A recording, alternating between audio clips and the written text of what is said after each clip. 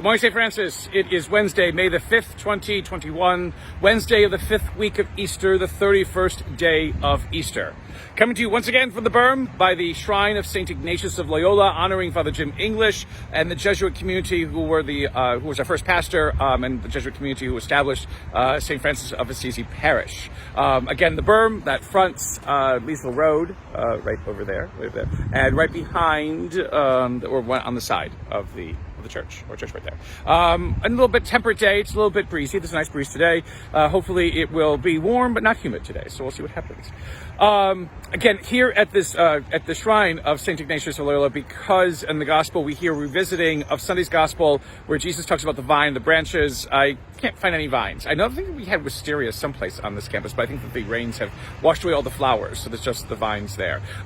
This is poison ivy. This is not what Jesus is talking about, but it's a vine, and I found it over here by the Shrine of St. Ignatius, so we'll make do and just change it around a little bit. Anyway, today's readings, the first reading, Acts of the Apostles, the beginnings of the Council of Jerusalem, where it will be established that you do not have to become a Jew to be able to be a Christian. Something that is both controversial but also freeing and opening. Again, really around that whole idea of circumcision. Did Gentiles have to be circumcised to enter into the Christian community? And the council will decide, no, they don't, which again creates a break with Judaism that sometimes is not repairable, and it will lead to some differences. But it is the first council that we will see unfolding in the next couple of days, about 50, the Common Era or so, in which the Church tries to solve a very important issue as to who can become a member of this community and how they can become a member of this community of believers. In the Gospel, like I said, we revisit the vine and the branches. And it's important to maybe take a look at what Jesus says that God does with the understanding of being a branch. That sometimes branches are pruned, and pruning hurts. And again, what can happen during this Easter season, is that all this talk of joy and new life and all beginnings and hope and whatever it is can seem like a terrible, awful mockery, a fantasy. Especially when there is pain and suffering everywhere, when we can still have a pandemic that we are dealing with, when there is still so much argumentation and division and dissension within our world, with all the suffering that happens, with all the fear that exists in our world today. Is it just foolish and mocking to speak of resurrection and new hope and new life in this season? And the reality is, again, we cannot be undone by suffering. We cannot let suffering ever be the last word in our life as a people of faith, as believers in this world, because suffering isn't. We have to remember these questions that are asked, though, that again, all of this happens, this new life, this resurrection, this new transformation of creation happens through suffering, the death of Jesus on the cross.